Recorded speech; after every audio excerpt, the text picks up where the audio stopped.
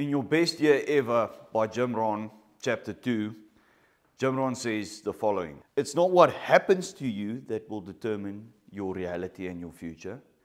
It is what you do about it. How do you respond to things, to circumstances and conditions? Is it in a manner of your choice that you take the responsibility to respond in a manner of your choice? What attitude did you choose to take from your arsenal and apply with these various circumstances and conditions? With what attitude, wisdom, and knowledge will you respond to what happens to you?" I have a generic attitude in life, something I wear like a garment, and I put it on every single day. Nothing happens to me, but everything happens for me. The poverty and the suffering that I had as a child happened for me. When I lost my brother, it happened for me. When my son got diagnosed with leukemia, it happened for me. Not only did God test my faith, but He strengthened it and He developed it through these things that happened to me. In these difficult things, me and my family literally altered reality through faith and corresponding acts of obedience to God's truth and God's promise. I'm going to say that again. We altered reality through corresponding acts of obedience and through faith in God's truth and promise. In the world that we were in, with the reality of illness, destruction, and sadness, we lived in a reality of health, prosperity, and joy, and we behaved and acted according to it. We lived it, we experienced it. We were so filled with joy for this reality that we eventually brought it into existence. Don't ask me how, that's the part we did, right? And the part that God expected of us. The rest was Him. That's why I can stand in front of you today and confidently say that I will give my life and sacrifice everything that I have for the truth of God's existence. You cannot make this up, ladies and gentlemen. This is real. Yes, life delivers thousands of blows. It keeps on taking from you. It takes from you until the day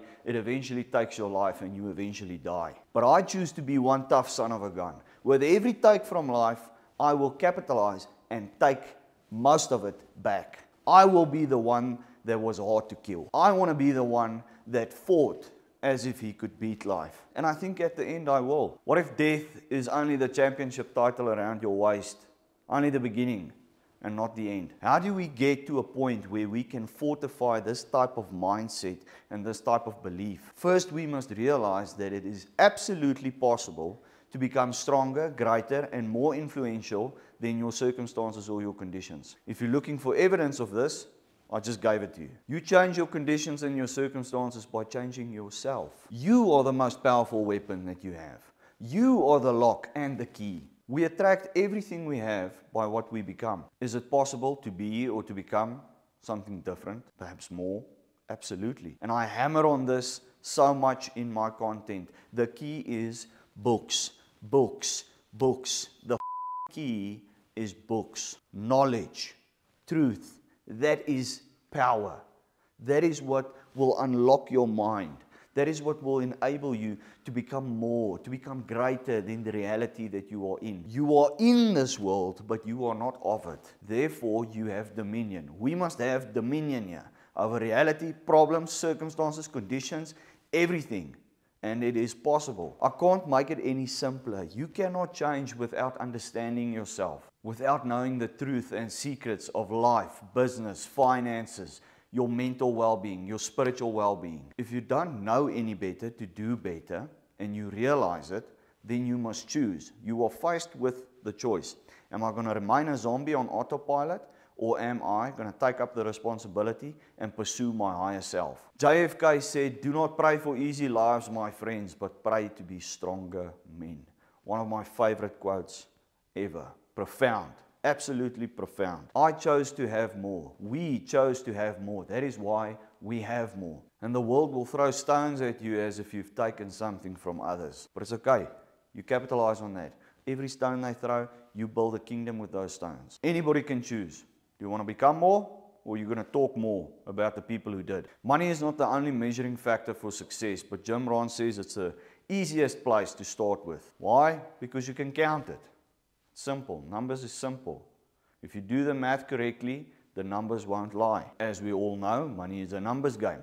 How much money comes in, how much money goes out. How many hours do you spend on what percentage of your income? How can you buy more hours and what's the ROI on those hours? We don't get paid for hours like most people believe. We get paid for the value that we bring to the table. The faster and the more frequently you can bring value to the table in the form of knowledge, service, convenience, and experience, the faster and more you'll get paid. It's simple maths. The trick is to craft your input. What are you putting into generating this? Into yourself, into your capability, into your business. You won't be able to craft your input if you are not developed. A person that's undeveloped spiritually, mentally, emotionally, and financially, that person won't bring a lot of value to the table or to the marketplace now, will he? That person will be average. And average people don't get paid much. Elevate yourself and the rest will elevate as well. When Rhino was in the States, Rhino got paid over $40 an hour, while the rest got paid $20 and less. A lot of people don't believe this, but I saw the guy's paycheck. Now, why is that? He made himself more valuable. He was worth more per hour because he could do more per hour. He understood more.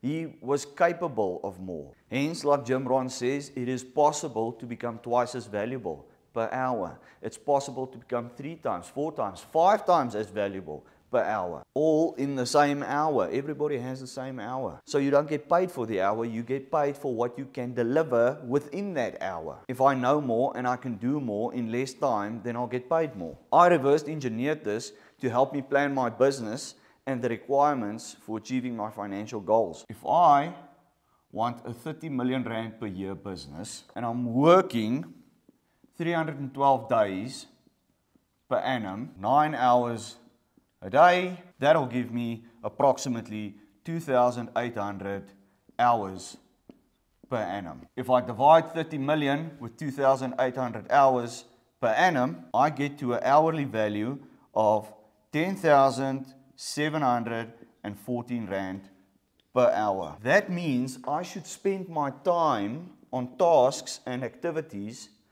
or problems that are worth 10,714 rand per hour. If I spend it washing dishes or driving around or doing stupid things, then I will not be able to get to a 30 million rand business. If I want to build a business that is worth 30 million per annum, then I must spend my time solving these types of problems that are worth 10,700 rand per hour or more. At a high level like this, the skills required and the necessity, the tasks that you need to do are more or less the same in most businesses. The ideal is when you start a second business, it has to be something that's related to your current business. Something that is more or less the same and you just got to make a couple of tweaks to also make it work. Now, if I spend my time on the top 10 or 15 problems or the top 10 or 15 tasks required for a CEO, is it possible to duplicate that and do it with a second business and a third? And I just focus on the main tasks here at the top. I outsource, I delegate, and I direct so that I can eventually move to a point where I've got 3 30 million rand businesses per annum. I know it's possible because I've seen and spoken to people that do the same.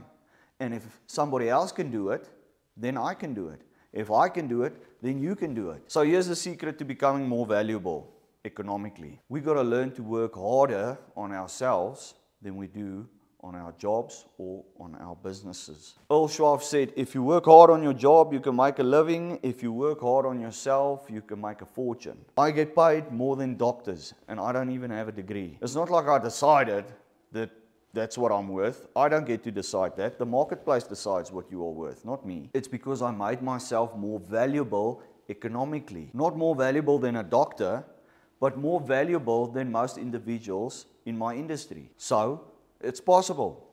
Jim Rohn says, life and business is like the seasons. You cannot change the seasons, but you can change yourself. You can be prepared if you work on yourself. Plant in the spring or beg in the fall. In the summer, learn how to nourish and protect. Learn how to harvest in the fall. Read the seasons that are coming. Look at the data. Prepare for them. Capitalize on them. We know that they are coming. Why? Because it is what it is. That's the way God made it. And Jim Rohn talks about some people that don't like it. They don't like having seasons being pushed down on them. And he says, well, if you don't like it, then you can change it when you get your own planet. Don't look at it like the seasons are happening to you. Look at it like it's happening for you. God gives us the opportunity to grow and be developed throughout these seasons if we choose to take up the responsibility and take up the opportunity of developing ourselves, working on ourselves mentally, emotionally, physically, and spiritually. How many people do you know that has their own library? Has anybody throughout your development or your childhood highlighted the value or the necessity of a library? The one major factor that all successful people have in common is that they all pursue knowledge. It's not a one-time thing. It's a constant practice, and it's one of the most beautiful and fulfilling habits that one can adopt. Jim Rohn talks about expensive houses. Comes down to the fact that most mansions have a built-in library. Isn't that interesting? Rich people have a library. Why? Why do wealthy people have libraries in their house? Because knowledge and truth is the foundation of wealth. Not just financial wealth, spiritual wealth, emotional wealth, and mental wealth. In today's day and age, you can have a library in the palm of your hand or in your pocket, a digital library. But I'm telling you, nothing beats a good old-fashioned hard copy and you taking some notes. That's called working on yourself. That's how you develop new thinking patterns, how you get new ideas, understand new concepts. That's how you discover secrets and truth. Inspiration and motivation is not enough, ladies and gentlemen. Anybody can get that on social media. Not everybody can get themselves to become a student of prosperity. That's why so very few people prosper. By the way, I found that spiritual wealth is the biggest wealth that you can acquire. When you find spiritual wealth, the rest will follow. That's why the good book says, first seek the kingdom of God. And let me tell you something, I'm being honest and truthful with you here. I found God in over 400 books, not through somebody on a stage telling me about Him. I found truth and wisdom, revelations, secrets of the universe in knowledge, in studying different books, studying psychology, studying business, studying sales, studying marketing, studying spirituality, studying health. I got to understand myself a lot better, and the moment I could understand myself better, I could develop myself even more. That is why we do what we do here every Tuesday morning. Irrespective of whether or not it's tedious for some people, whether some people like it or not, you don't have to like it. The truth is the truth. This is your best shot. Studying prosperity, studying the things that you want to become good at. If anybody else has a better path towards success, I'm all ears. Be blessed.